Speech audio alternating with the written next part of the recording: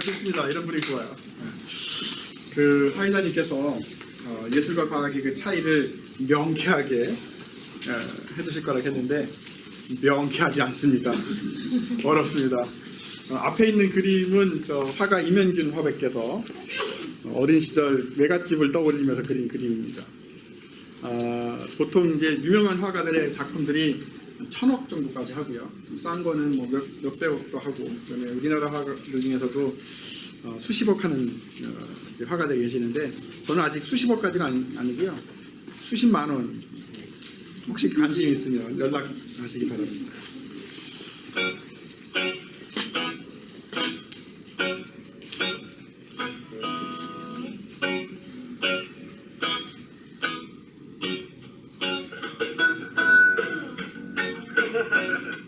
되게 특이하게 생겼죠?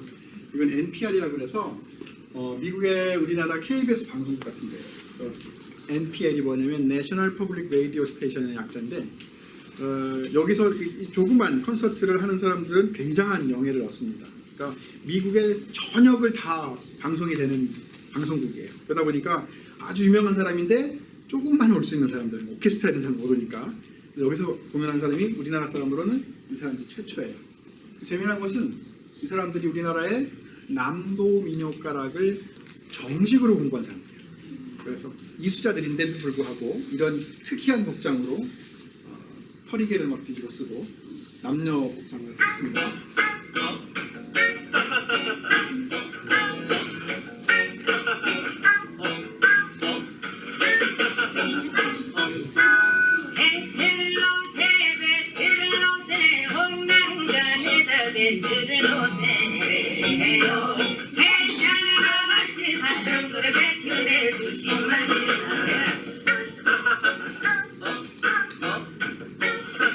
시간이 없는 관계로 되게 재밌어요.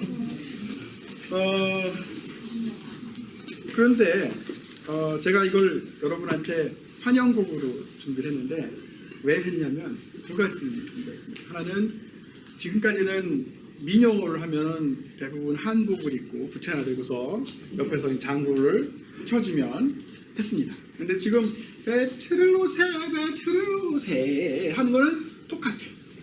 다만 뭐가 들어갔어요? 복장이 바뀌었죠. 뒤에 또 뭐 있어요? 뒤에 드러머가 있어요. 자, 그럼 한번 생각을 해보는 거야. 지금까지 우리는 단순하게 그냥 우리가 알고 있던 거를 재현하는 거에 불과한 삶을 살았다면 이제는 뭔가 생각을 달리해야 될 시점이 되는 거예요. 특히 박사님은 이제 강연을 많이 해서 대한민국 과학기부생 대상도 받았었어요. 그 얘기는 학생들을 많이 만났다는 얘기죠. 3,000명 이상 만난 것 같아. 근데 요즘 들어서 하는 이야기는 뭘 얘기해 주냐면 이제는 우리가 1등을 따라잡는 대열에 있는 게 아니라 뛰다 보니까 1등하고 이제 같이 뛰고 있어. 지금 시점에서는 우리가 과거에는요 빨리 선진국을 캐치업하려다 보니까 뭐가 필요했냐면 짧은 시간에 많은 학생들을 빠르게 뭔가 하는 걸 되게 중요했어요. 그러다 보니까 연필을 잡는 것은 오른손으로 잡고 써야지 글씨도 보통 이상은 같은 거고 또 많은 사람들이 올바른 길을 갔단 말이지. 지금은 이제는 남들이 안 하는 거를 뭔가 해야 될 시점이다. 같이 뛰다 보니까 이제 과거에는 누군가 앞에 있기 때문에 그 앞에 사람만 보고 뛰었으면 됐어요. 지금은 같이 뛰다 보니까 이제 내가 스스로 알아서 갈 길을 정해야 돼. 그런 아이디어를 가지고 있던 사람이 누구예요? 스티브 잡스였어요.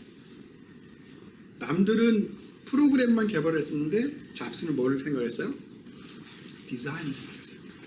그 사람은 대학교를 나오지도 않았지만 제일 많이 청강을 했던 것이 그래픽. 그자 폰트를 어떻게 만드느냐. 아이디어의 싸움입니다. 여러분 지금 스마트폰 쓰고 있지만 스마트폰을 뭐 때문에 사죠? 기능성이 탁월해서 뭐 때문에 사요? 뭔가 이유가 하나씩 있어요. 그죠? 그 이유가 이제는 아이디어 싸움이 됐어요. 디자인 싸움이 됐어요. 앞에 보시는 그 내용은 제 소개를 좀 한 거고 이 바닥에 깔린 그림 잭슨 폴락의 그림인데 대략 1300원. 요 그림 얼마? 800원. 요 그림 300원. 그래서 제 지금 화면에 구성하고 있는 것이 어마어마해요. 왜 이렇게 비쌀까? 생각을 한번 해보자고요. 저도 지금 화면을 아까 하고 있다고 말씀드렸어요. 가끔 이 컴퓨터 이 애플인데 뭘 치시면 되냐면 요걸 한번 이렇게 해가지고 이렇게 쳐줍니다. 이게 지금 그리고 있는 것이 고흐의 그림입니다. 고흐의 노란 집이라고 하는 거예요. 처음으로 제가 2년쯤 전에 화실에 가가지고 취미반을 좀 하고 싶은데 좀 가능하겠습니까? 그랬더니 괜찮다고 그래서 시작을 했습니다. 처음에 3개월 동안은 대생을 했고요. 그 다음에는 수채화를 하시겠느냐, 오일을 하시겠느냐 이렇게 물어봐서 고민하고 있는데 구건남 선생님께서 미술의 대가는 유화입니다. 그래가지고 딱 이거를 시작했어요. 유화의 단점은 오래 말라야 돼요. 그러다 보니까 한 작품을 오래 해야 되니까 많은 작품을 할 수 없어. 그래서 요새는 유화를 대체할 수 있는 그림들이 많이 나오고 있죠. 근데 이 그림을 이제 따라 그리는 거야. 처음에는 이제 남의 그림을 따라 그리라고 해요. 그렸어요. 이제 요 고흐 그림은 500억, 뒤에 배경은 700억, 합치니까 1200억, 또 단순 산술이고 600억 평균 내서. 진짜 웃어야 된다는 그림이에요. 클림트 그림도 그렸어요. 클림트 그림은 다나에라고 해서 제우스가 어떤 소녀하고 사랑을 나눈 다음에 빛에 도망가는 장면입니다. 파울 클레라고 하는 추상화가가 처음으로 그린 추상이에요. 과거에는 구상이었었는데 추상을 그리기 시작했습니다. 어떻게 그렸어요? 그림이나 음악이나 연극이나 모두가 다 뭐죠? 무대에 선 사람이 보고 있는 사람, 관객들한테 뭔가 전달하려고. 아름다운 음악 부르면 여러분이 막 감동이 제가 부르면 감동이 막 사라지지만, 근데 아주 아름다운 음악을 들으면 가끔 TV 보시면요 눈물을 막 흐르고 있어. 왜 그래요? 마음을 건드렸기 때문에 그래요. 근데 그림도요. 그림 보고서 철철 울어보신 분들. 왜 안 울을까? 그림을 보고. 음악을 들으면 가끔 울잖아. 아니면 드라마, 엄마의 그 아픔, 자식을 잃은 부모의 심정, 혹은 실현당한 여인의 슬픔, 이런 거 보면 막 운단 말이지. 근데 미술품을 딱 보고서 막 그 앞에서 막 눈물을 쭉 흘리고 있으면 지나가는 사람들이 다 보고 뭐 할 거야. 근데 가끔 가다가 그런 사람도 있어요. 미술관에 가보면 그 그림 앞에서 하염없이 울고 있는 사람이 있습니다. 재수가 좀 볼 수 있어요. 근데 그 사람들은 그림의 문법을 알기 때문에 눈이 울 수 있는 거예요. 우리가 가요를 듣거나 오케스트라 음악을 들을 때 울 수 있는 건요, 그거에 얽혀진 사연이나 그 음악이 전하고 있는 뭔가를 이해하기 때문이지. 근데 그림을 이렇게 딱 봐가지고는 울게 되게 힘들어요. 여러분이 문법을 좀 알아요. 한 번도 안 했잖아, 그런 문법을. 그래서 이걸 이제 처음에 따라가기 전까지는요, 그림이 뭔가 집 한 채 그려 있고 사람 지나가는 사람 하나 있고 이거 화같은 같은데 뒤에 이렇게 모락모락 김이 나니까 저녁 때가 돼서 밥을 하고 있구나 이 생각했었던 거죠. 별것도 없어요. 흙도 패여 있고. 근데 이제 공부를 하기 시작했지. 이게 뭘까? 기차입니다. 이게. 집에서 나는 밥집이라고 나온 게 아니에요. 고흐가 세를 얻은 방이 여기에요. 2층 집이에요. 우리 지금 돈으로 한 8만 원 정도 돼요. 누굴 기다렸죠? 고갱을 기다렸어요. 왜 기다렸어요? 그 화가들만의 어떤 공동체를 만들어서 우리가 새로운 움직임을 한번 해보자라고 하는 강한 소망이 있었어요. 그래서 고갱을 기다렸는데 그 기다린 마음이 이거예요. 기차예요. 그래서 이 그림을 읽을 줄 아는 사람은 고갱을 기다리고 있는 보금자리와 그를 기다리고 있는 기차를 보면 어느 정도 문법을 하죠. 그리고 여기서 굉장히 노란 치즈에 아주 맛있는 치즈가 얽혀 있는 색깔을 썼어요. 그래서 희망을 노란색으로 풀립니다. 특히 재미난 거는 고흐는 노란색과 파란색을 같이 대비시켰어요. 이게 사실은 원작입니다. 제가 카피한 거하고 조금 달라지죠? 그 사람들은 말도 안 되게 다른다고 하지만. 그래서 제가 이제 저만이 새로운 독창적인 그림으로 그려봤는데 물방울 인간하고 닭인간이라고 초등학교 학생들이 명명해줬습니다. 자화상도 한번 그려봤고요. 손경자 씨 그림을 공부하면서 쓴 거라서 뱀도 2마리 그려봤습니다. 제가 춤추던 그림도 작년 겨울에 고독한 아버지 상을 좀 해보느라고 펭귄을 그렸고 봄쯤 돼가지고는 여기서 태어나가지고 새끼도 아까 처음에 보여준 것처럼. 근데 이게 소재가 바뀌었어요. 앞에 있는 얘네들은 캔버스화고요. 얘는 석고를 올린 다음에 색깔을 집어넣었어요. 템페라화 혹은 프레시화라고 하는 거예요. 마찬가지로 그래서 조금씩 이제 하나씩 익혀갑니다. 뭐 얼마 안 됐기 때문에 제 그림은 정말 걸음마 수준이라고 볼 수 있어요. 피카소가 단색으로 한때 했었죠. 청색 시대라고 하는 때가 있었어요. 저도 그래서 흉내내 보느라고 파란색만 써가지고 한번 해보기도 하고 하얀색하고 검정색을 같이 써보고 요즘은 조금 큰 색을 한번 써보기도 하고 있어요. 이거는 한 60% 정도 돼요. 그래서 이거 하겠네요. 하겠어요. 네. 그 제목을 되게 재밌게 줬어요. 요즘 것들과 배우라 써가지고 요즘 것들에 대해서 배운다는 의미가 참 좋은 것 같아요. 그래서 오늘 우리가 있는 시간이 여기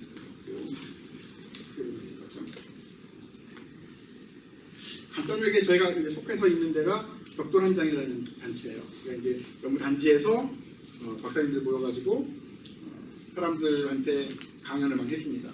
최근에는 라돈침 때 얼마나 위한가 했더니 사람들이 많이 와가지고 들었어요. 충무공 이순신 장군에 대한 아주 굉장히 오랫동안 연구하신 분이 오시기도 했고 영화 한 편으로 사람의 사는 것을 풀어주시기도 했고 그래서 저희가 소풍도 같이 다니고 찾아가는 학교도 하고 그래서 많은 활동을 하고 있습니다. 그래서 매월 2번째 화요일에 가을마을 이야기가 UST에서 있기 때문에 혹시라도 대전에 사시는 분들, 가까우신 분들은 한 번 정도 오시면 좋은 이야기를 들을 수 있습니다. 그래서 그 정보 갖고 계시다가 공화에서 오신 학생들이 많아서 좀 모이게 되죠. 대구에도 과학단지가 있으니까 아마 이런 것이 생길 것 같아요.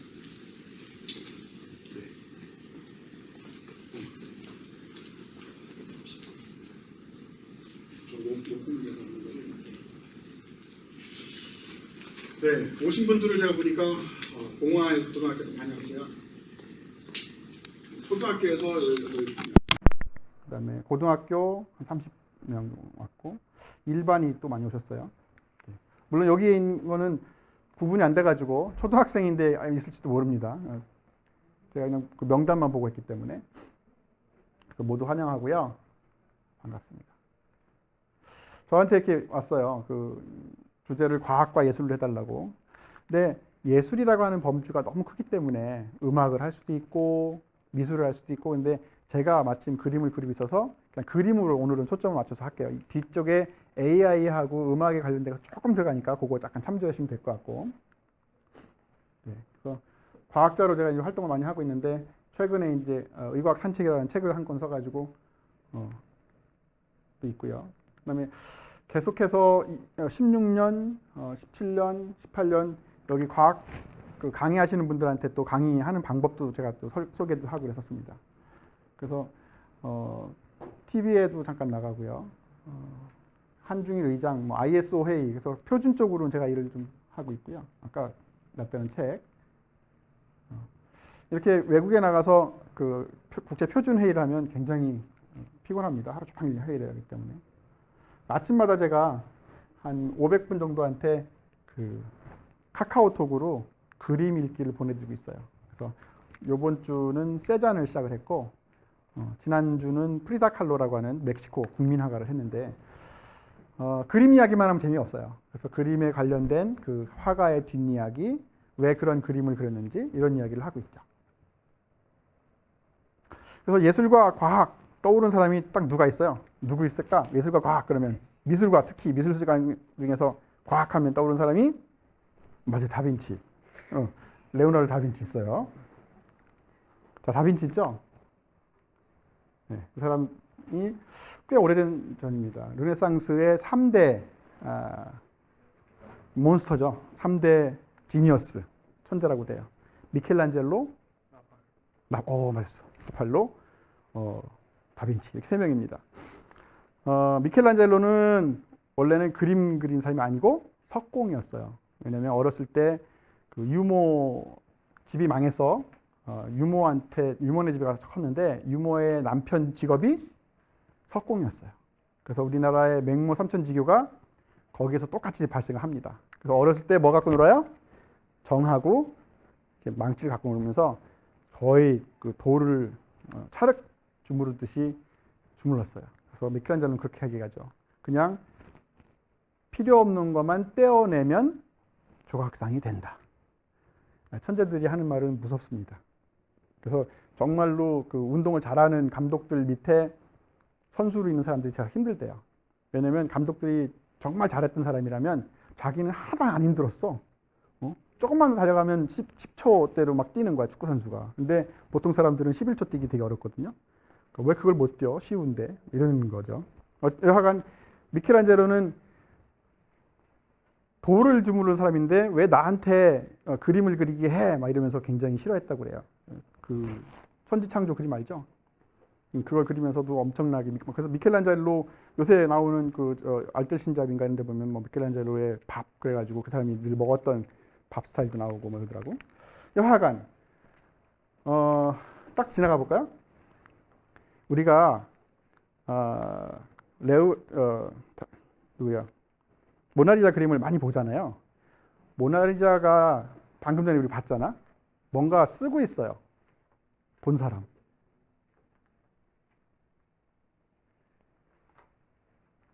못 봤어요? 모나리자가 눈썹만 없는 거 보잖아, 우리가. 그죠? 잘 보여드릴게요. 한번 보세요. 나도 최근에 봤어요. 보여요? 네, 보자기 같은 거 쓰고 있어요. 실제로 우리가 그 아는 만큼만 보인다는 얘기 많이 하잖아요. 그래서 미술을 보든지 아니면 어디 자연을 보든지 조각상을 보든지 할 때도 내가 그거를 아는 만큼 공부한 만큼 가서 보면 여러 개가 보여요. 그거에 대한 뒷배경, 재질, 형상도 보이는데 그냥 가서 보면 놓치는 것이 많습니다. 그래서 미리 한번 뭐 미술품 보러 갈 때는 특히 이제 유명한 그 전시회 같은 데 가잖아요. 다 보려고 생각하면 안 돼요. 내가 요번 전시회 가서는 몇 시간 있을 건지 생각을 하고 그동안에 몇 작품 볼 건가를 좀 계산해서 그것만 보고 오는 게 제일 좋아요. 그리고 다음에 또 한번 보자. 혹은 요새 인터넷으로 많아요. 작품들이. 그렇기 때문에 그 작품을 다 보려고 생각하면 다 못 봅니다. 실제로는. 이따가 노트를 할 게 있나? 보죠. 대면한 얘기가 이거예요. 얼짱이었다. 그죠? 되게 얼짱이었어요. 키가 194였어요. IQ가 200이 넘었어. 요리사였는데요. 이 사람이 제일 내세운 게 요리사였다고 나와요. 화가로서의 이력이 맨 마지막 정도의 위치에서 그림을 조금 그릴 줄 압니다. 이 정도로만 썼다는 거지. 되게 재미난 거는 한 손으로 글을 쓰는 한 손으로는 그림을 그리고 한 손으로는 글씨를 쓰는 멀티태스커였다고 그러는데 때로는 중요한 혹은 남들이 보지 않았으면 하는 거는 거꾸로 썼대요. 왼손으로. 그래가지고 보통 사람은 읽기 힘들게 했다고도 하고요. 그렇습니다. 뭐 이건 여러 가지를 다 하죠. 정말 많이 했어요. 재미난 게 뭐 이 사람이 21세에는 3마리 달팽이라고 하는 데에서 요리사를 했다는 거고 그 최후의 만찬이 오래 걸렸는데 그 오래 걸린 이유가 예수님과 유다의 그 모델을 누굴로 할까 막 고민하면서 찾다가 못 찾아서 늘었다는 얘기도 있고, 그다음 다른 얘기는 또 그 최후의 만찬 위에 밥상이잖아요. 밥상 위에 어떤 음식을 놓을까 고민하다가 시간이 늦었다는 얘기도 있어요. 그래서 실제로 그 최후의 만찬 위에 올라 있는 그 음식을 보면 요리사의 면모가 잘 드러나는 얘기도 있고요. 스파게티가 그의 발명품이라는 얘기도 있습니다. 그리고 재미난 거는 마늘 빻는 기계가 이렇게 레오나르도라고 또 한다고 그래요. 그러니까 이게 실제로 요리사였다는 얘기가 좀 많이 생긴 거죠. 이걸 한번 해보려고 그래요, 우리가. 이게 뭐냐면 사람이 정말 하나와 두 개를 동시에 할 수 있을까? 한번 해볼까요? 우리도? 한번 해볼게요. 이거 잘 보세요. 하얀 옷 입은 사람만 세는 거예요. 하얀 옷 입은 사람이 패스하는 것만 세는 겁니다. 패스하는 거, 공 패스하는 거 볼까요? The monkey business illusion. Count how many times the players wearing white pass the ball.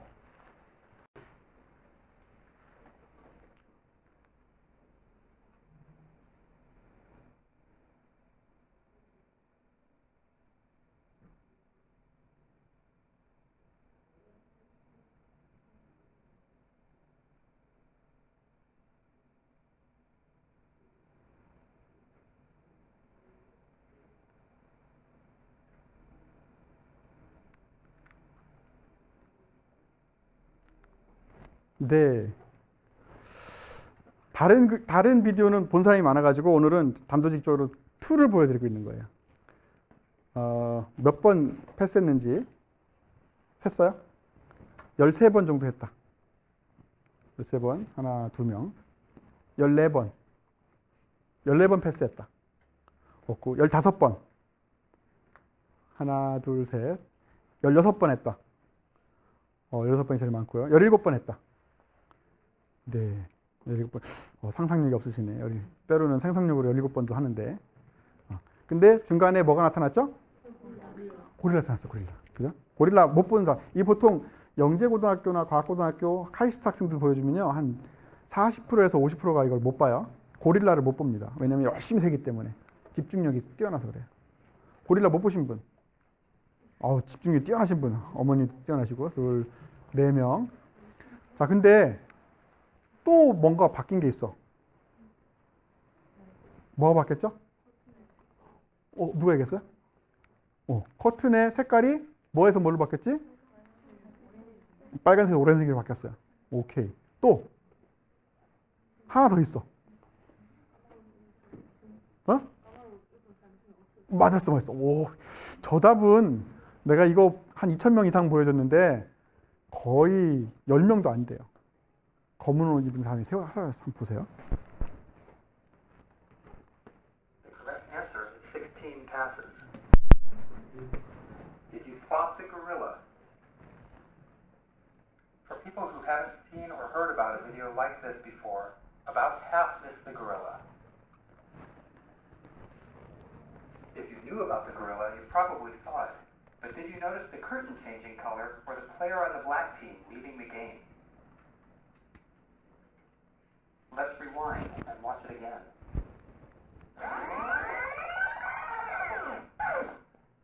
Here comes the gorilla, and there goes a player, and the curtain is changing from red to gold. 신기하죠? 이게 왜 이 비디오를 만들었냐면 그 데니얼 사이먼이라고 하는 하버드 대학교의 심리학자가 있습니다. 그 사람이 어떤 법정에서의 그 억울한 형사 사건 때문에 고생하는 걸 보고 만들었어요.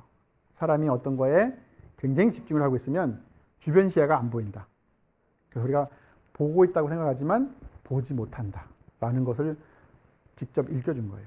그래서 원래는 2명의 형사가 2명의 범인을 쫓아가고 있었는데 한쪽의 범인을 형사가 막 때렸다는 거예요. 근데 옆에 쫓아가고 있는 사람이 판사가 너 이 사람이 때린 거 봤어 못 봤어 했더니 못 봤다고 얘기했어. 그래서 아니 바로 옆에 지나갔는데 어떻게 못 볼 수가 있냐 하면서 이 사람을 징계를 줬거든요. 근데 그것이 잘못됐다는 것을 증명한 거예요. 제가 학생들한테 무슨 얘기 해주냐면 뇌는 스위칭하는 거예요. 어떤 현상에 대해서, 일에 대해서는 계속 이 일을 했다가 B의 일을 할 때는 이거를 잠깐 잊고 얘를 하는 거예요. 그래서 왔다 갔다 해요. 그래서 우리가 음악을 되게 내가 좋아하는 음악을 틀어놓고 공부하잖아? 그럼 뇌가 어떻게 되지? 계속 간섭을 받아요. 응? 뭔가 수학 문제를 풀다가 또 음악을 듣다가 왔다 갔다 해. 그래서 실제로 공부를 열심히 하려면 음악을 내가 좋아하는 걸 크게 틀어놓으면 안 되고 뒤에 잔잔하게 들릴 듯 말 듯 혹은 별로 무덤덤한 음악을 백그라운드로 깔아놓으면 되게 좋아요.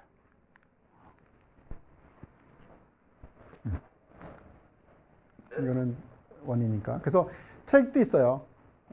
이게 보이지 않는 고릴라라는 책이 있으니까 여러분들 보시면 심리학 공부하고 싶은 사람들은 되게 좋고요. 이 이야기는 그 김춘수의 꽃이라는 거하고 굉장히 일관성이 있어요. 아까 제가 미술관에 가서 미술품을 볼 때도 내가 뭔가를 알고 있으면 더 많이 본다고 그랬잖아. 아까 만약에 미술을 하고 있는 사람들이었으면 스푸마트 기법을 생각을 했을 거고 레오나르도 다빈치 그림을 그러면 스푸마트 기법으로 그리는 그 선 중에서 난 머리에 이렇게 하얀 망사천을 쓴 것을 그냥 못 봤었거든요. 근데 여러 번 보다가 우연히 발견했어. 근데 그림을 만약에 따라 그렸던 사람이라면 첫 번째 발견했을 거예요. 그러니까 어떤 사람이 해놓은 것도 한번 꼼꼼히 따라하는 것도 되게 중요해요. 그래야지 그걸 구석구석 할 수 있거든. 이 책에서는 이렇게 여러 가지의 착각에 대해서 얘기해 주고 있어요. 예를 들면 이런 것도 재밌어요. 치료책을 본 의사. 만약에 여러분이 병원에 갔어. 근데 의사 선생님이 막 얘기를 듣더니 잠깐만 기다려 보세요 하고 이렇게 책을 교과서를 이렇게 열어봤어. 여러분은 속으로 어떻게 할 거야? 실력이 별로 없다. 근데 실제로는 말이에요. 처방해주는 약 같은 거 목록을 뒤져보는 의사가 실수할 확률이 되게 적어진다 이거지. 여러분은 의사가 자신만만하게 괜찮아요 하면서 막 써주는 게 멋있어 보이긴 하지만 훨씬 더 실수할 수 있는 확률이 높은 경우라는 거예요. 내가 처방해준 약이 이 사람한테 맞는지 한번 점검해보는 과정은 굉장히 중요하다 이거지. 그런 얘기가 써 있어요. 안 넘어가니까 네 됐다. 그래서 괴테 선생님도 그런 얘기 했어요. 우리가 찾는 것만 보고 우리가 찾는 것만 아는 것만 보고 찾는 것만 보게 된다. 제가 처음에 여러분한테 명단을 보여줬죠. 이름이 올라간 명단 보여드렸어요. 뭐부터 봤죠? 자기 이름부터 봤어. 왜 그랬을까요? 내가 아는 것이 첫 번째 거예요. 그러니까 여러분이 만약에 미술관에 가서 그림을 봤어. 그러면 어떻게 돼요? 내가 이 그림을 얼마만큼 아느냐에 따라서 그 그림이 보이는 거야. 그냥 모나리자 앞에 딱 갔어. 물론 모나리자 앞에 가면 보이지도 않아요. 왜냐면 사람들이 꽉 있고 모나리자 요만해. 그래서 가까이 가지도 못하고 이렇게 크게 반경으로 못 가게 이렇게 줄을 쳐놨어요. 멀리서만 본단 말이지. 물론 그거 말고 다른 명화들도 많아요. 근데 그 많은 명화들 앞에 바로 앞에 가서 봤을 때 혹은 뒤에서 이렇게 확 봤을 때 그 그림을 보고 야 정말 멋지다 라고 하는 것은 그냥 그 그림의 이름만 우리가 아는 것이 아니라 그 그림을 그려놓은 역사라든가 아니면 그 안에 있는 그 무슨 물감을 썼는지 되게 중요하죠.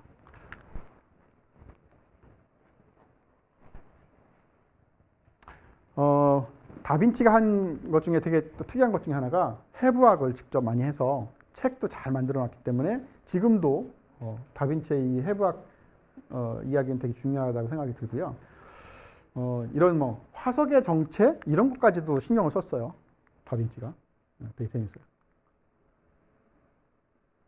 안내 문구에 고흐의 그림에 과학이 있다 뭐 이런 얘기가 있었는데 한번 보기로 할까요? 이것도 굉장히 비쌉니다. 아이리스라고 하는 그 그림이에요. 마지막에 정신병이 나서 병원에 갔다가 그 병원 안에서 그림을 그린 우리말로는 분꽃이라고 하는 거예요. 저것도 1,000억대 됩니다. 이 그림 보세요. 잘 보세요. 공통점을 제가 몇 개 보여드릴게요. 자, 이 그림 마지막에 밀바두의 까마귀라는 그림이에요. 요거 밤의 테라스라고 하는 그림이에요. 자, 세 가지 그림에서 하나 더 있나? 없어. 아이고 답이 나와버렸네. 답이 뭐였어요? 보시면 노란색하고 파란색하고 기막히게 보색을 잘 이뤄서 우리가 봐더라도 밤인데 검정색을 쓰지 않고 검은 데는 물론 썼지만 다른 데다가 파란색을 썼어요. 그리고 여기에 노란색을 썼어. 아까 제가 클림트의 나이네라고 하는 글 보여줄 때 노란색이 있었긴 하지만 이렇게 효과가 좋은 건 없었어요. 보세요. 노란색과 파란색이 절묘하게 조화를 이루고 있어요. 그래서 우리가 지금 보면서도 굉장히 시원하다 혹은 선명하다 이런 느낌이 있는 거예요. 그래서 고흐가 실제로 앱생트라고 하는 술을 많이 먹어서 약간 사물을 누렇게 본다 이런 썰도 있지만 다른 그림을 보면 실제로 그랬던 것 같지는 않고 나름대로 색을 연구를 많이 했어요. 특히 인상파, 후기 인상파 이런 사람들은 뭘 했었냐면 팔레트 위에서 물감을 섞으면 색이 변하죠? 그죠? 검정과 흰색을 섞으면 회색으로 가잖아. 그 나머지 보색 관계에 있는 것들도 옆에 있는 색깔로 변한단 말이에요. 그러면 그냥 원색을 캔버스에 칠하는 거예요. 원색을 칠하고 그 다른 원색을 또 옆으로 칠하고 그러면 색깔이 점점 그 색깔끼리 대비해서 보일 수 있도록 한 거예요. 그래서 여기 보시면 색깔의 터치가요. 되게 두툼하면서 그냥 원색을 그냥 올렸어요. 이렇게 툭툭 올린 거예요. 물론 이 배경이 되는 것들은 나름대로 다 기본에 충실해서 올리긴 했지만 그런 특색이 있죠. 근데 또 이런 그림도 있어요. 이 그림도 혹시 아시는 분? 이 그림을 아시는 분이라면 굉장히 그림에 조예가 있는 분이에요. 혹시 아세요? 본 적은 있다, 이 그림. 도 없네요. 네. 이 그림은 미국 화가 모지스 할머니라고 하는 분이에요. 모지스 할머니는 75세 붓을 잡기 시작했습니다. 왜 잡았냐면 평생을 농장에서 일을 했어요. 그리고 나서 75세쯤 됐는데 바늘길을 못 깼어. 그래서 바느질을 못하게 되니까 나는 이제 내 인생은 쓸모가 없는가 보다 하고 낙담했을 때 따님이 붓하고 팔레트를 사준 거예요. 그때부터 그림을 그리기 시작했어. 102세인가 돌아갔거든요. 몇 점 남겼어요? 1600점이나 남겼어요. 나중에 미국 훈장도 받습니다. 미국 국민화가가 돼요. 그러니까 이 그림 같은 경우는 그냥 동화책에 나오는 그림 같죠? 그죠? 75세부터 할머니가 공부를 하나도 안 했어요. 미술 공부를. 앞에서 제가 보여드린 벌써 많은 그 화가들은 엄청난 공부를 한 사람들이지만 이 할머니는 전혀 공부를 안 하고 자기 스스로가 깨우친 거예요, 그냥.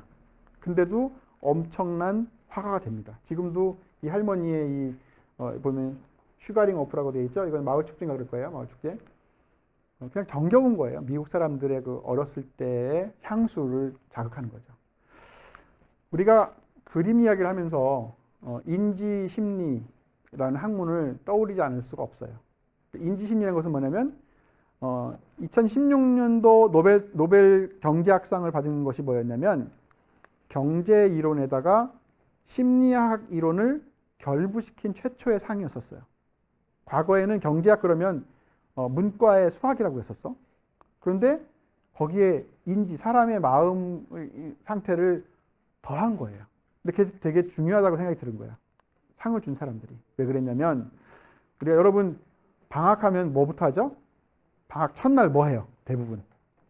동그라미 그리자, 동그라미. 동그라미 안 그려? 요새는? 네?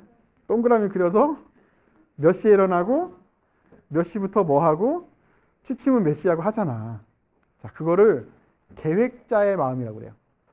처음에 내가 계획하는 사람의 입장에서는 지금 할 것 같아. 좀 깨어 있잖아. 그죠? 근데 아침에 딱 눈을 뜨는 순간 어떻게 돼요? 7시에 일어나서 책 읽어야 되고 운동해야 되는데 못 하잖아요. 그걸 실행자의 상태라고 그래요. 경제학 그 상을 받은 사람들은 계획을 하는 사람들은 계획자의 마음으로 계획을 하지만 실행자는 여러 가지 상황이 다르다. 그 실제 상황을 고려해서 계획을 해야 된다라고 경제이론을 발표했기 때문에 상을 받은 거예요. 그러니까 되게 지금은 이제 학문 간의 융합이라는 것이 되게 중요해졌잖아요. 마찬가지인 거예요. 미술이나 과학이나 마찬가지예요. 여러분 이제 좀 이따 이제 과학에서 그럼 어떻게 예술을 접목해야 될 건지는 한번 생각을 해볼 문제긴 하지만 슈가링호프는요 단풍나무 수액으로 이렇게 끓이면 설탕이 나온대요. 그래서 이게 마을 축제예요. 이것도. 야, 이 그림 되게 못생기지 않았어요? 이거 정말 못생겼어. 얼굴도 봐요. 그 묘사도 별로 없어. 손도 별로 없고 발도 별로 없죠. 막 끊어져 있고.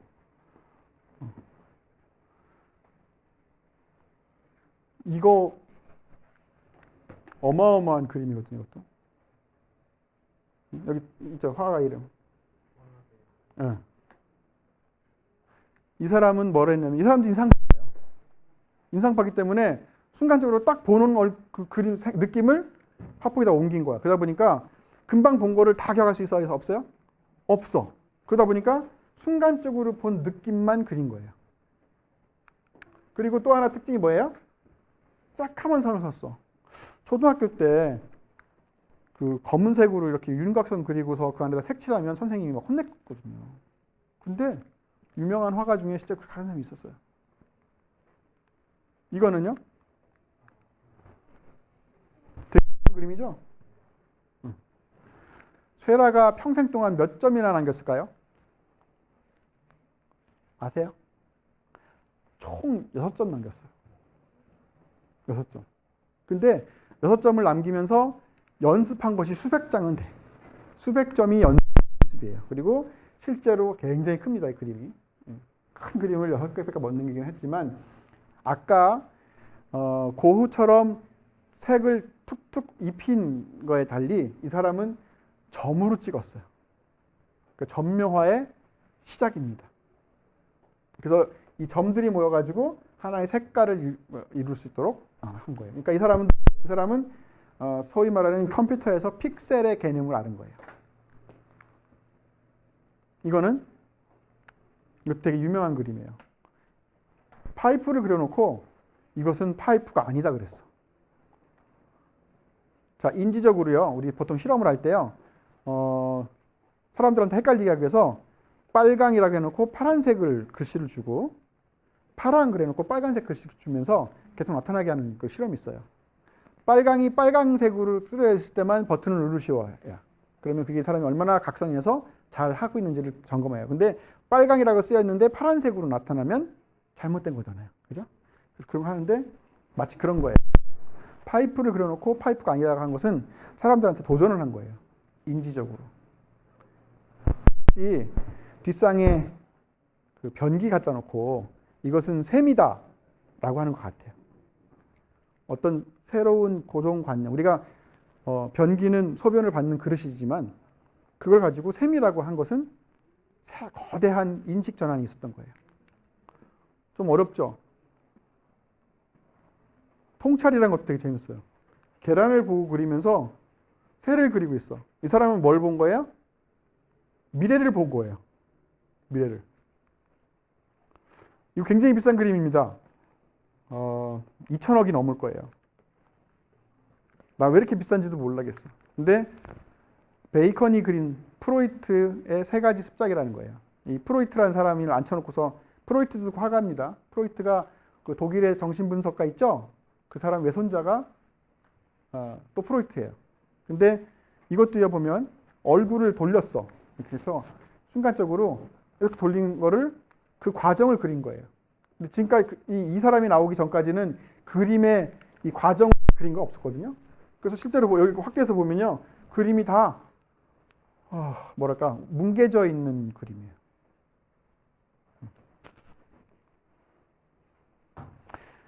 그래서 역사적으로 보면 그림의 고객들은 변합니다. 고대부터 르네상스까지는 고객이 누구였어요? 신이었었어요. 그래서 모든 그림들이 다 신을 위해서 그림을 그렸어요. 그리고 나서 르네상스가 오니까 휴머니즘이 막 발전을 하죠. 인본주의가 됐다고 그랬어. 그래서 누가 고객이 돼요? 귀족이 고객이 돼요. 돈 많은 사람들의 인물화 그려주고 초상화 그려주고 돈을 받고 그렇습니다. 그러다가 근대에 와가지고는요. 화가가 주인이 됐어요. 그림의 주인이 화가예요. 화가를 모르고서는 그림을 이해할 수가 없어. 그래서 화가를 열심히 공부해요. 그림을 파는 화상들도 주인인 경우가 있었어요. 최근엔 어때요? 요새 들어서 대중들이 서서히 그림의 주인이 되고 있어. 볼까요? 봤어요? 요새 현재 나오잖아. 그 진라면 만든 지 뭐 얼마 해가지고 기념으로 이 사람의 그림을 집어넣기 시작했어요. 호환미로 전에 들어봤어요? 저도 못 들어봤어요. 근데 그 라면 포장지에 들어가기 시작했어. 우리가 그냥 쓰고 있는 거예요. 모르지만. 호환미로의 특성은 초현실주의예요. 그러니까 현실주의와 초현실주의는 이럴 수 있어요. 이 사람이 생각하고 있는 꿈이나 생각을 그린 거예요. 보면 눈동자도 있고 뭔가가 있는 것 같은데 잘 몰라요. 우리가 공부를 해야 돼. 아까 한 것처럼 작가를 공부하지 않으면 잘 모릅니다. 이것도 보면 무슨 뭐 새 같은 것도 보이고 뭐 장난감 같은 것도 보이고 뭐 이상형 소 해골 같은 것도 보이죠. 뱀 같은 것도 보이고. 근데 이 사람보다 전에 파울 클레가 먼저 시작을 했어요. 아까 제가 보여줬죠? 제가 그렸다는 거. 파울 클레가 칸딘스키라고 하는 사람하고 이 둘이 교수였었어요. 바이젠하우스라고 하는 그 대학교에 그 교수님으로 취직을 하면서 두 사람이 고민을 했어. 야, 우리가 지금까지는 형상이 그냥 그대로 옮기는 것만 그림이었었는데 어떻게 하면 좀 더 새로운 것을 창의할 수 있을까? 라고 서로 고민을 많이 했어. 그래서 많은 토론과 공부의 끝에 형상을 굉장히 압축시켰어요. 그래서 이거 보시면 처음에는 아무것도 아닌 것처럼 보이지만 잘 보면요. 나무에 노란색 꽃이 피는 걸 이렇게 함축적으로 그림을 그려놓은 거예요. 여기 있는 거나 여기 있는 것들은 호수들이에요. 여기 새가 지나가지고 있죠. 그죠? 그냥 문법을 모를 때는 아무것도 아닌 것처럼 보이지만 공부를 하다 보면 조금씩 보이기 시작을 해요. 얼굴이에요. 이게 칸딘스키 그림이에요. 이 사람 그림도 굉장히 복잡했어. 막 화려하고 막 색깔도 엄청나고. 근데 좀 지나가가지고 이런 그림을 했죠. 아까 호환미로하고 많이 비슷하죠. 이 사람의 영향을 많이 받았어. 칸딘스키가 이렇게 막 난리를 치면서 그림을 그렸어. 어느 날 고등학생이 왔어요. 비슷하게 그려가지고 왔어.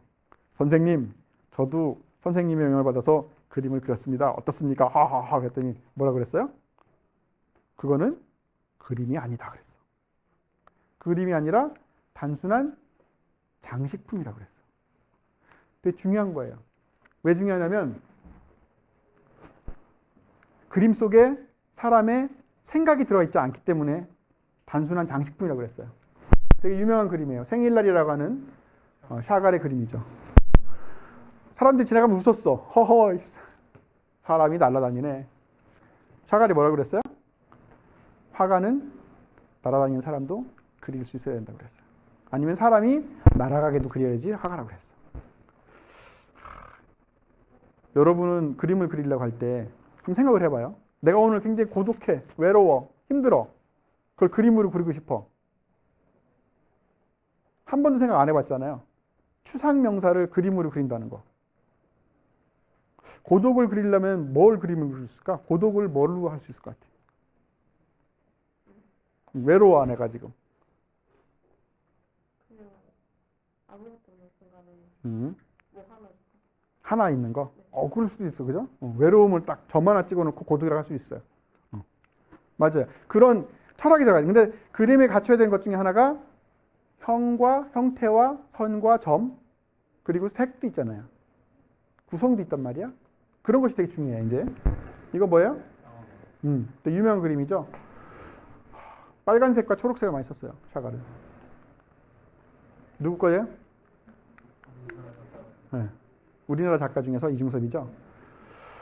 이중섭이 그린 그림의 모든 나오는 소의 자세는 이렇습니다. 똑같아요. 왼쪽 다리 앞으로, 오른쪽 다리 뒤로, 그리고 왼쪽 팔 짚고 한쪽 들고 이 자세가 거의 모든 그림에 나타납니다. 한번 나중에 보세요. 이중섭 그림 보면. 이거는 아이와 닭, 아이와 비둘기 뭐 이런 그림입니다. 이중섭의 그 아내가 제일 좋아했다는 그 부부라고 하는 그림이고요. 이거는 이중섭이 맨 마지막 말년에 죽기 얼마 전에 아내가 오기를 하염없이 기다리고 있는 모습을 그린 거예요. 근데 이 그림을 아는 사람들은 아마도 내가 오늘 사랑하는 사람을 떠나보냈다는 사람은 아마 이 그림이 앞에 있으면 아까 제가 얘기한 것처럼 엉엉 울 거예요. 왜냐하면 이중섭은 말년에 아내한테 가기 위해서 엄청나게 많은 작품을 만듭니다. 하지만 제대로 값을 받지 못했고 몸은 점점 쇠약해가고 나중에는 거식증까지 걸려요. 정신병적인 거. 그래서 죽습니다. 그래서 이 그림을 만약에 이 사연을 알고 있는 사람이라면 이 그림이 별거 아닌 것 같지만 이중섭이 거의 죽을 때쯤 그린 슬픈 그림이라는 것을 아는 거죠. 아까 제가 말씀드린 것처럼 뭔가를 이해하려면 그 뭔가가 가지고 있는 최소한의 문법을 조금 알아야 된다는 거. 아까 보여드린 거예요. 이거 1300억이라고 하는 넘버 5라고 하는 그림이에요. 폴락. 근데 폴락의 그림은 도대체 이 그림이 뭐냐? 이렇게 하는 사람들이 있어. 자, 우리가 보통 일반적으로 그림을 뭔가를 보여주면요, 여러분한테 사람들은 뭘 하죠? 패턴 인식을 해요. 내가 지금까지 알고 있는 배경 지식과 새로 들어온 정보를 맞춰보는 역할을 해. 그래서 우리가 하늘에 구름이 딱 떠 있어. 뭐 생각해요? 개하고 비슷해. 코끼리하고 비슷해. 그게 뭐예요? 내 머릿속에 들어있는 패턴과 구름 모양을 맞춰보는 거예요. 여러분은 이 그림을 보고 있으면서 수많은 패턴을 아마 찾아보려고 할 거예요. 있어요? 없어요? 없어요. 그래서 폴락은 자신 있게 얘기했어요. 내 그림은 완벽한 계산에서 나온 그림이다. 물론 그 사람은 뭐 어떻게 했어요? 물감을 이렇게 뿌렸어. 이렇게 뿌렸어. 근데 그 뿌리는 과정이 보고 또 보고 계속 관찰하면서 자기 나름대로의 그 패턴을 없애는 걸로 아마 했을 것 같아요. 엄청난 그 노력을 한 작품들이고요. 더 비싼 거죠. 최근에 팔린 그림이에요. 이게 4,800억. 이게 아까 처음에 보여드렸던 것처럼 다빈치의 그림인데 다빈치의 최후의 만찬을 확대해서 그린 그림처럼 보여요. 그래서 더 호평을 받고 있어요. 고갱의 그림입니다. 역시나 고갱도 붉은색과 황토색 이런 거 노란색을 많이 썼죠. 이것도 비싼 그림이죠.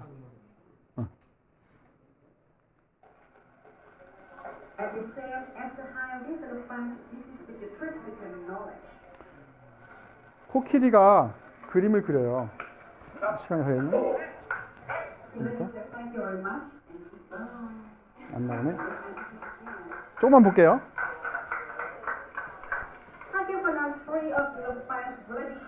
아마도 이 코끼리한테 엄청난 훈련을 시켰을 것 같아. 이 그림을 그리게. 그래가지고 저 동영상을 봤는데 얘가 그리기 시작해서 그 선을 이렇게 왔다 갔다 하는 선이 너무너무 똑같아. 그래서 이게 동물 학대는 아닐까라고 하는 얘기가 있어요. 보세요. 굉장히 조심스럽게 하죠. 굉장히 조심스럽게 해서 찍어서 선을 가요.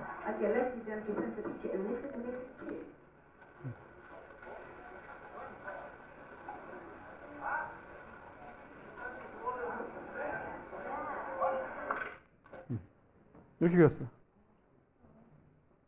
과거에는 보통 그런데 그 코끼리 그림이다, 뭐 개 그림이다, 뭐 이런 걸 보면 형태가 없었어. 그리고 우리가 패턴 인식을 못했었거든요. 근데 지금 패턴 인식을 할 수 있죠. 분명히 코끼리와 꽃인데, 그럼 이것이 예술 작품이냐는 아니라 이거지.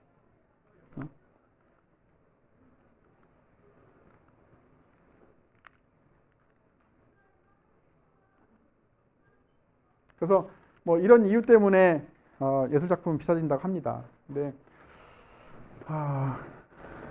그래서 생각해 볼 것이 많아요. 과학이 예술에 미친 영향, 예술이 과학에 미친 영향.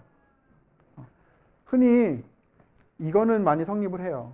근데 이것이 어떻게 성립할까 고민을 좀 해봐야 되는 문제인데 하나 재미난 거 유아에 있어서의 가장 획기적인 그림 중에 하나입니다. 아르놀피니 부부의 초상이라고 하는 건데 과거에 있었던 물감에 비해서 여기다가 쓴 다른 도료를 유지시켜주는 안료 때문에 굉장히 섬세하게 그렸고 지금까지도 이 아름다운 색깔이 유지되고 있다는 그림이죠. 이거 여기 이런데 확대해서 보면요, 여기에 비친 그림까지도 다 아름답게 되어 있고요, 여러 가지 상징적으로 아주 기막히게 잘 그린 그림입니다. 이 화가는 하얀색 때문에 죽었어요. 과거에는 하얀색을 좀 더 하얀색으로 만들기를 되게 원했거든요. 그래서 뭘 했냐면 연백이라는 걸 만들었어. 동물의 분뇨에다가 납을 집어넣었어요. 그럼 납이 산화가 돼. 그래서 그 산화된 그 표피에서 나온 그걸 긁어서 쓰면 정말로 하얀색이 나오는데 사람한테는 납 중독이 돼버려요. 그래서 이 사람은 하얀색을 막 먹기도 했대. 하도 하얀색을 좋아해가지고요. 먹으면서도 했다는 거예요. 그래서 결국은 납 중독으로 죽습니다.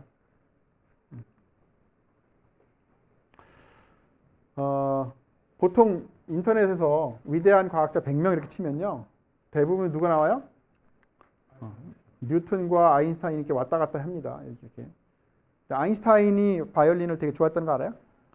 유튜브에서 아인슈타인 바이올린 그러면요, 거기 그 연주하는 소리가 나옵니다. 그래서 캠브리지에 가시면요, 이게 캠강이에요. 그래서 각 대학마다 이렇게 브릿지가 이렇게 하나씩 되어 있는데 이렇게 많은 대학교들이 다 앞에 캠강 옆에 있어서 캠브리지 멤버들이 된 거예요. 여기에 상징적인 이 다리가 하나 있어요. 이 캠브리지 다리. 뉴턴이 이거를 못을 안 쓰고 만들었습니다. 아트입니다, 정말. 예술이에요. 근데 이 학생들이 봄에 축제하면서 술 먹고 이렇게 노상방뇨하던 친구들이 와서 얘를 다 해체해서 우리도 할 수 있다고 조립을 했는데 됐어요, 안 됐어요? 안 됐어요. 그러니까 지금 가면 막 못이 박혀 있어. 예술 작품을 망쳐놓은 예입니다. 그래서 시간이 다 됐는데 이거 하나만 알고 가세요. 새로운 창조의 4단계가 있어요. 뭐가 있냐면 브레인스토밍이 있어요. 브레인스토밍이 과거에는 어떤 생각만 했냐면 여러 사람이 모여서 아이디어를 막 쏟아내는 거를 브레인스토밍 했지만 혼자 1인 브레인스토밍 할 수 있어. 혼자서 여러 권의 책을 많이 섭렵하는 것도 브레인스토밍이에요. 중요한 단계가 2단계입니다. 물론 열심히 먹고 얘가 뭐예요? 잠을 재우는 거예요. 하이버네이션. 얘는 실제로 숙성을 시키는 단계라고 볼 수 있어요. 우리가 머릿속에 들어온 새로운 지식들이 안에서 엉키는 단계예요. 산책을 해도 되고요. 그냥 멍 때리기 해도 돼요. 친구하고 앉아가지고 잡담을 너무 심하게 안 하고 그냥 커피 한 잔 마시면서 혹은 케이크 먹으면서 할 수도 있는 거예요. 그리고 나서 어느 순간 일루미네이션, 번쩍하는 거예요.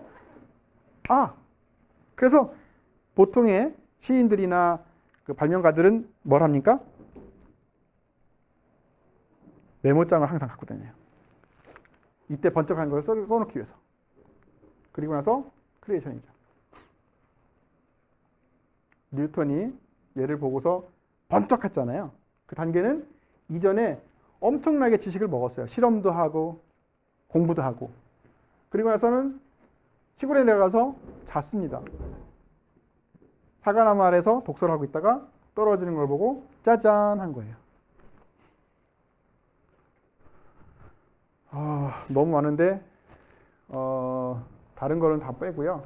특징하고 AI도 빼고 이거 한번 볼까요? 이거 하나 보죠. 음악에 있어서의 그 예술과 과학인데 AI입니다.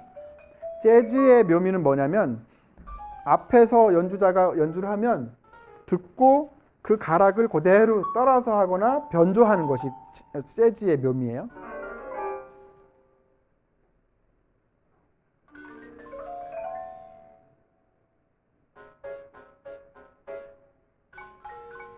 그래서 가락을 앞에 주면 이제 얘가 연주를 따라 합니다, 이제.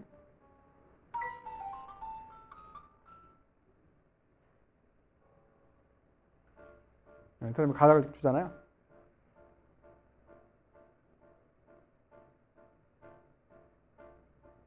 이제 맞춰가지고.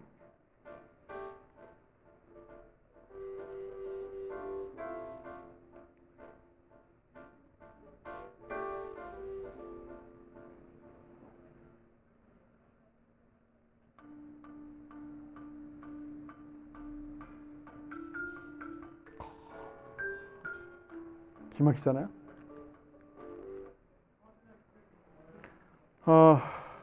네, 시간이 다 됐다고 해서 이제 그만 끝내야 될 것 같고요.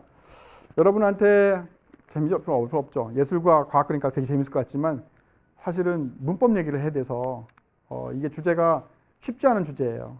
제가 매일 아침마다 500명 정도한테 이렇게 뿌리고 있지만 그래도 밤에 가서 2시간은 꼬박꼬박 원고를 쓰고 자거든요.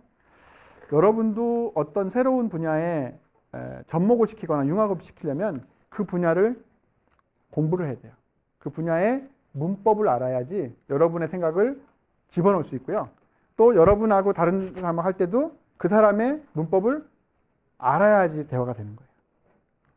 오늘 가져갈 메시지는 그겁니다. 서로 공부하자. 마치겠습니다.